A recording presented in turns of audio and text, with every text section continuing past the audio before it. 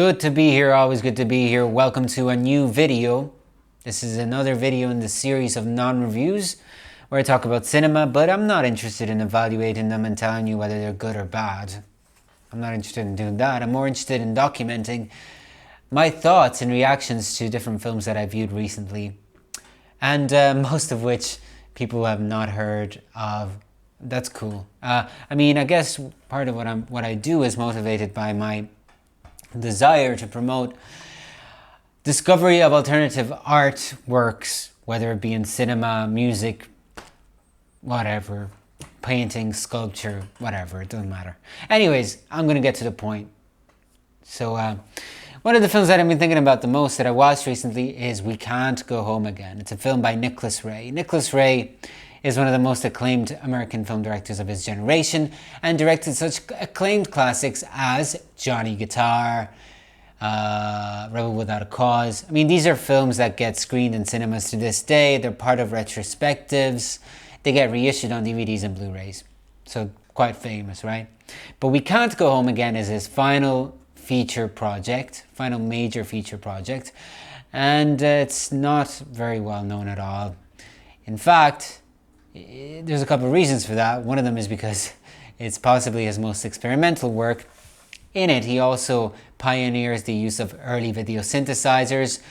And when you watch it, what you're seeing is essentially, for the most part, a single shot of a screen on which are projected footage that he shot for the movie. So, and this footage is actually projected maybe on one part of the screen, overimposed with another. Sometimes there are two projected side by side. The image itself is contorted, twisted, the colors are all wrong. Sometimes the way in which the film is edited feels wrong. It doesn't make much sense. And sometimes it's even alienated from the sound that you hear.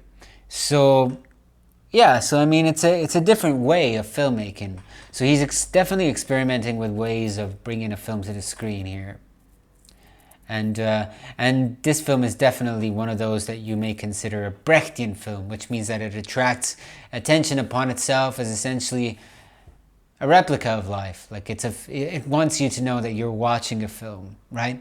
But it also feels to me like it's a very hands-on approach to filmmaking, meaning that you can almost feel as if he is molding the film real time as you're watching it. It's almost like he's still able to control the image from Beyond the Dead, kind of just just putting the pieces together as you're watching it in real time. It's very strange. And of course, it also enhances the fact that this film is essentially very, very personal. We Can't Go Home Again is a collaboration between him and his film students at the Binghamton University in New York. And both him and the students actually play half-fictionalized versions of themselves in a movie that essentially is a half-fictionalized story about their relationship, right? So, said in other words, the film is a movie about the relationship between teachers and their students. But the fact that they're film students and the fact that he's a film teacher who plays a version of himself makes this all the more personal, because we got to consider that in 1976, definitely Nicholas Ray was in his late stage of his career.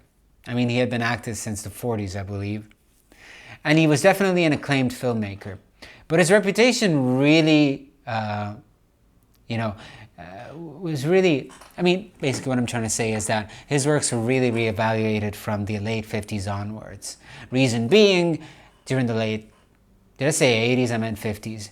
During the late 50s, a young group of film critics in France, especially writing for the Cahiers du Cinéma, revolutionized the discourse around cinema with the Politique des auteurs, which was actually innovated by François Truffaut, who would of course later become a filmmaker in his own right, a great filmmaker in his own right, much like Jean-Luc Godard and so on.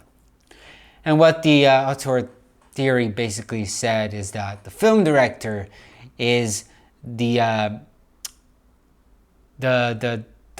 person responsible for the quality of a film and the quality of the vision behind the film, right? And these directors, and so to support their theories, they looked for the works, not necessarily the mainstream American cinema that were praised for their stars or their lavish productions, but they were looking at genre films. The films that were still part of the mainstream, but they didn't necessarily have that critical credibility that huge productions and award-winning productions would have had, right? And so these tended to be thrillers, they were westerns, they were gangster films and all that stuff.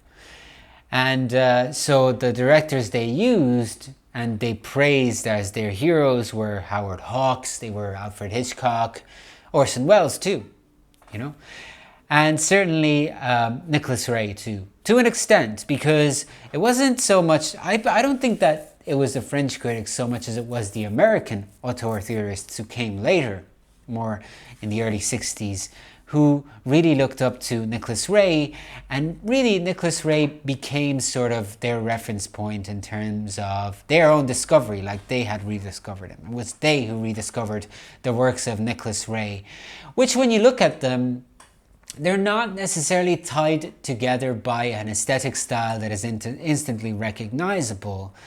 But it's more about the narrative. I mean, the films with Nicholas Ray really reveal truths about society, whether it be American society or just human nature, universal human nature, that weren't really explored within mainstream American cinema, and yet somehow his films managed to be a part of mainstream American cinema, whether it be as westerns or melodramas and so on, right? So by 1976, certainly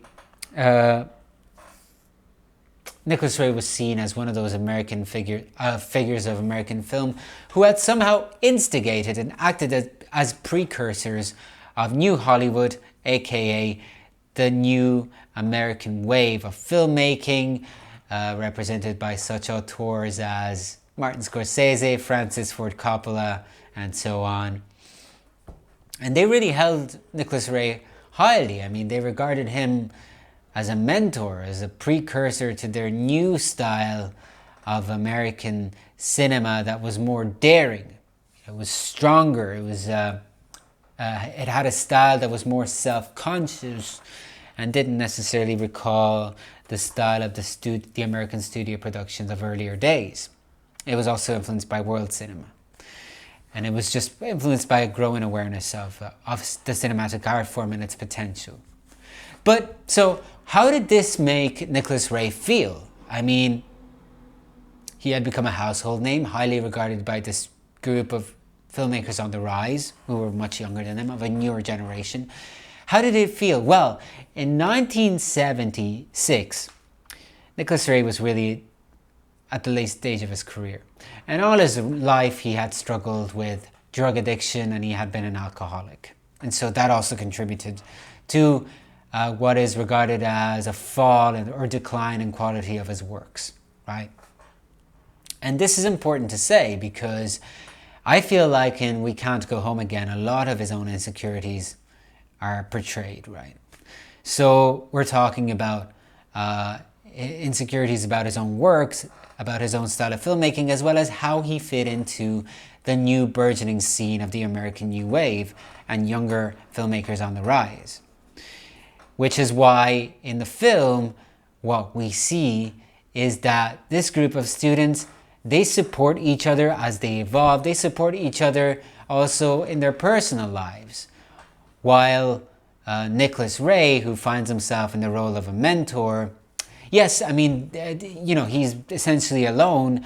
And while the group of students are definitely willing and happy to take in all of his advice as a mentorship, despite an initial hostility that is somehow representative of generational skepticism, they don't really want to include him as one of them. They don't want to include him in their group.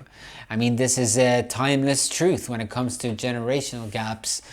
The newer generation doesn't want to include the older generation wholeheartedly because deep down in their heart, they believe that the older generation should just step aside because it's their turn to shine, right? So this is another truth that the film is revealing and essentially the message that is at the core of the film.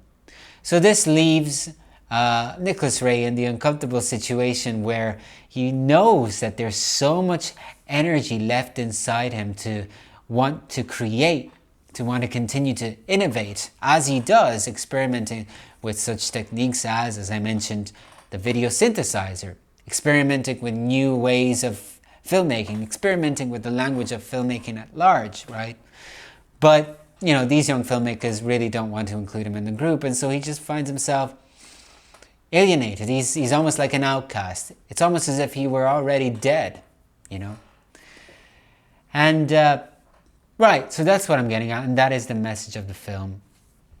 And I think it makes a very compelling case. But the fact that it's so personal is also represented by the fact that he wasn't necessarily happy with the final work. In fact, another reason why the film is not that well known is that it was not released. I mean, yes, it did premiere in Cannes, and yes, it was screened at different venues in the United States and in different parts of the world, but he continued to edit versions of the film right until his death, meaning that he was essentially always unhappy with it. He was constantly unhappy with it.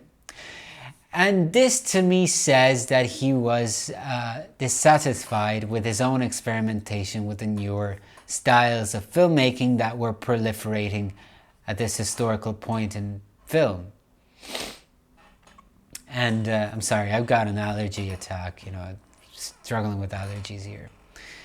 And that I feel is very central to the film itself and to a reading of the film. And a fact that should be considered. That he was feeling a lot of insecurity and loneliness and struggling to cope with his aging. And that's another timeless truth that the film essentially reveals, even more important in fact than the concept of what home is, which is, yes, suggested in the title, but kind of got lost on me. To me, the film is more about an exploration of mentorship from the point of view of someone who finds himself in that uncomfortable situation of being a mentor, because essentially being a mentor means that you have become old. People are willing to listen to you, but they also wouldn't mind you just dying so that there's more space for them to rise. I said it bluntly, but I feel like that's the statement that is being made in the movie. And when I consider the energy of the film, which I find very, very powerful, even though it is challenging, it is experimental filmmaking, so it's challenging. I find its energy evokes a little bit the later works of Pablo Picasso. Pablo Picasso was fully aware of his status in the art world, and he knew that he was celebrated all over the world for his unique vision. But if you look at his later works, especially his paintings, the jagged lines of his works and even the motion of his brushstrokes, they hold an emotion to me that somehow reflects a growing frustration and anger with the passing of time, and more explicitly with his aging. And I feel that same energy is to be found in just this film, We Can't Go Home Again. Which the title itself, when I think about it now as I'm saying it, almost does kind of refer to a forward motion of time that is inevitable.